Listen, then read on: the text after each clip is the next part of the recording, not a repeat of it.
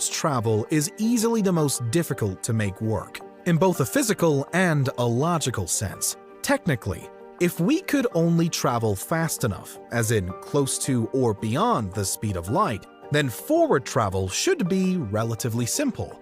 Getting to the future quicker than everyone else should be possible, but reversing back through time that's already passed and stopping off at some place or moment that no longer exists, the majority believe that it will always be impossible. And then, even if you could find a way, traveling back in time is ultimately a paradoxical nightmare. The butterfly effect argues that even the smallest action could serve to dramatically alter the future. The grandfather paradox reveals how you could easily erase your own existence while time traveling, thereby making it impossible for you to have traveled in the first place. There are just so many possible problems to be had.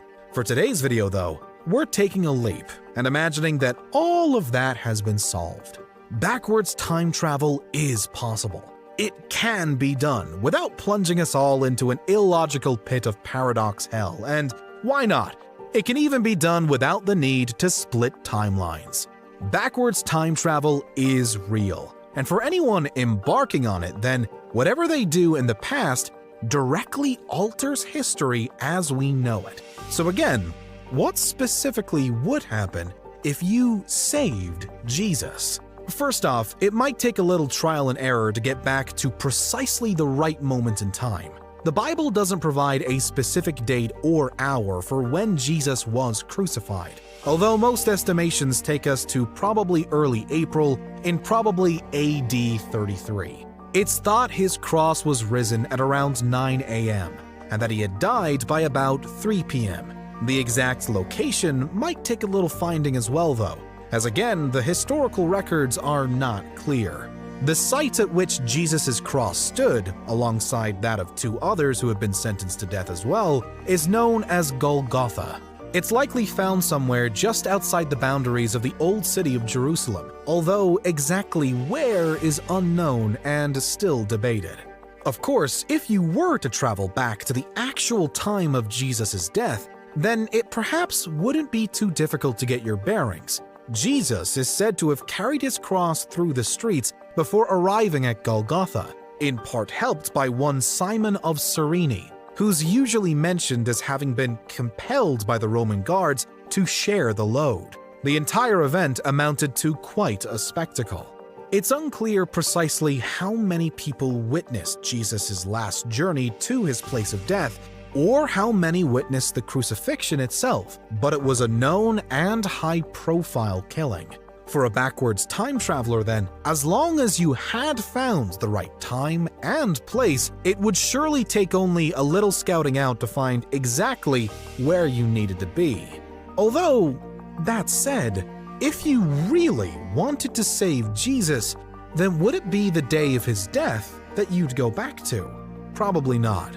With Romans keeping watch all around, it likely wouldn't have been possible to prevent his death once it was ordered.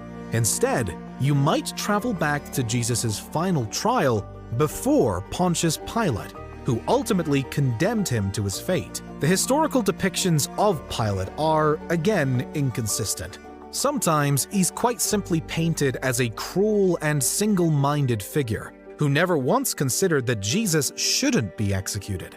However, Pilate is at other times remembered as having constantly wavered over his decision, as a fairly weak and uncertain figure who, in the end, just bowed before public pressure. If that second version of Pilate is the more accurate one, then perhaps it would be with him that you would have the best chance of saving Jesus, maybe somehow positioning yourself as a trusted advisor and then advising against the crucifixion. Alternatively, you might travel slightly further back, to arguably the most crucial moment in the entire story of how Jesus died, the betrayal by Judas Iscariot. Again, accounts differ, but it's generally told that Judas betrayed Jesus by covertly revealing him to secretly assembled Roman guards by kissing his cheek in the Garden of Gethsemane.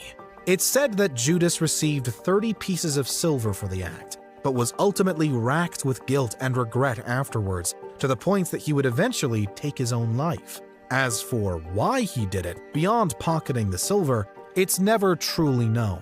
So perhaps a Jesus-saving time traveler's mission would actually center on Judas, on either persuading him against the betrayal or on somehow scuppering it, perhaps by diverting Jesus away from the Garden of Gethsemane at that precise, fateful moment. But here, more than ever, the true magnitude of this particular what-if scenario comes into view. The life, death, and actions of Judas have, over the years, come to be viewed as a point of philosophical debate. And for good reason. If, for example, Judas had never been born, then he'd of course never be there to betray Jesus. A good thing, it would seem.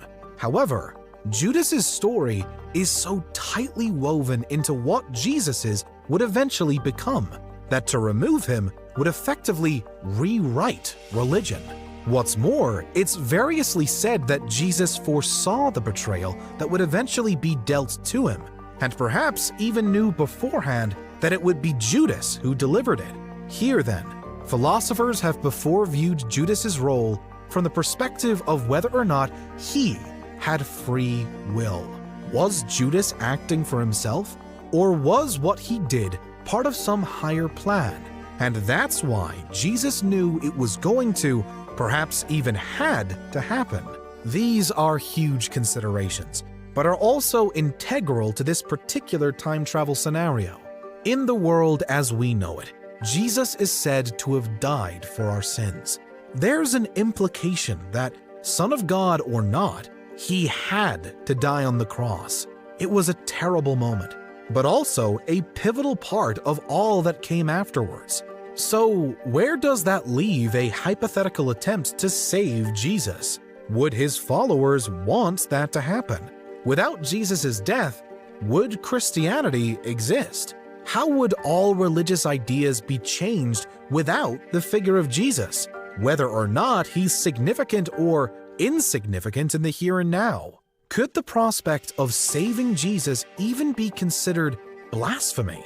The potential repercussions can again be understood as something like the famed butterfly effect, but to a truly extreme degree. With the whole timeline of religion itself altered or even halted, what do you think the world would be like now? How do you think the past might have unfolded differently? Let us know your opinions in the comments. For now, clearly this is a thought experiment only. In reality, we do not yet have the technology needed to even attempt such an outlandish rehashing of history. And arguably, the fact that Jesus did die, the realization that he wasn't saved, is reason enough to believe that backwards time travel really might never be possible. Because if it were possible, then surely many will have tried it by now, and someone will have succeeded. Ultimately, it's a question that at first seems as though it should simply involve quite a straightforward reimagining of the last 2,000 years or so. But before long, it becomes a hugely complex and intriguing prospect, because that's what would happen if you saved